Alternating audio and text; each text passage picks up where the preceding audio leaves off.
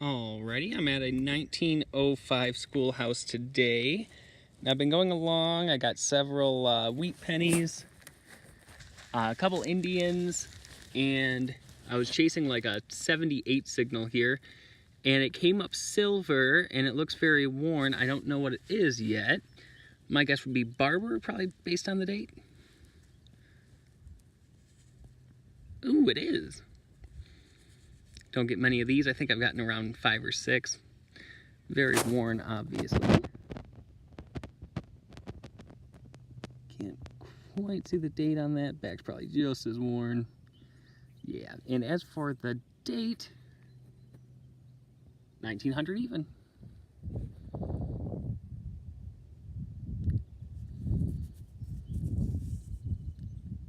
Still at the schoolhouse here, and I was chasing about a 80 signal, and it looks to be silver in the ground. So we find out what it is together.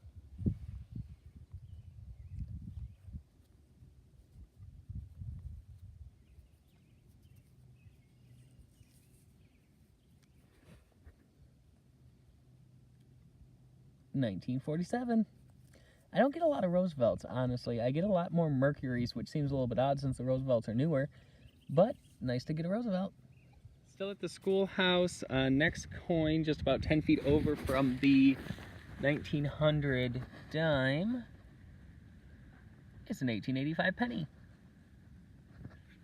Really dirty, hard to see. I had to work on it for a while just to get the date, but I'll get it cleaned up, get some pictures. Looks like it's gonna have a pretty green patina. Alrighty, schoolhouses are usually pretty good for nickels, which is why I always pay attention to nickel signals. Typically, children would have pennies or nickels, especially back in the day. And it looks like we have a nice V nickel here. Pretty corroded on the front, so I had to reveal the date, and it's 1901. That should clean up very nicely. Alrighty, I don't do this nearly enough, but at times I don't record every find when I'm in the field due to weather or other reasons. So I wanted to review everything that I got at the schoolhouse, and I actually did quite well at the schoolhouse.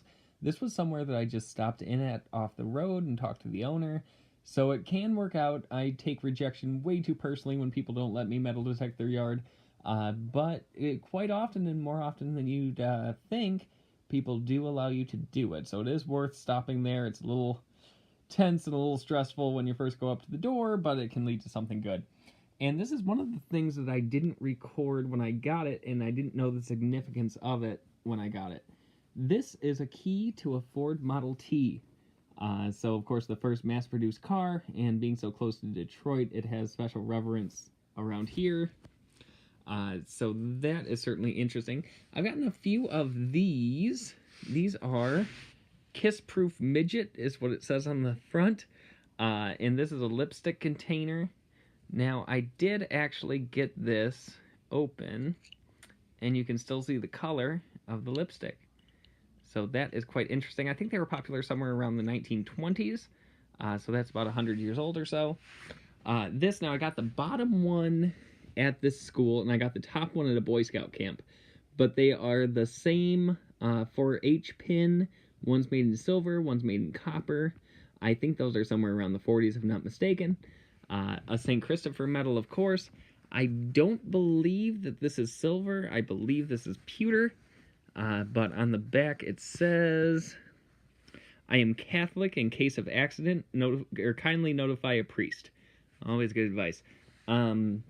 This right here is a little bit odd. I don't think it's bent. I think it's made to be that shape, and it has holes on both sides. On the front, I think that might be a heart. Maybe it's just some pretty decoration. I'm pretty sure it's gold-plated copper. You can see the green on the inside there. This, I actually have the other half, but again, I think this is just gold-plated copper, but probably period, probably 1920s or so. As for some coins, we have a 1901 nickel and a 1903, I believe it is. And these are both V nickels, of course.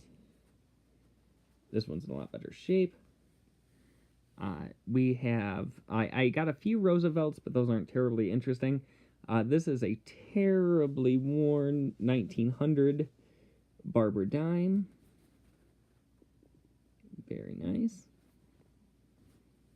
And then for our Indians, the best Indian was actually this one, and it is in 1885. Then I got an 1895, 1897, 1902, 1903, then a 1906 there at the end. Some of those cleaned up, some of them didn't, but thankfully, let's see if I can get a decent close-up picture of that. The best one was the oldest, and that rarely happens, right? And that is the 1885. Back is in very good shape. So yeah, I mean, just kind of zooming out here, quite a few items from this old school. Worked out really good. And hopefully I'll have some more videos for you soon. Sometimes it's difficult, especially since I'm working now and out of school, to get decent places to detect.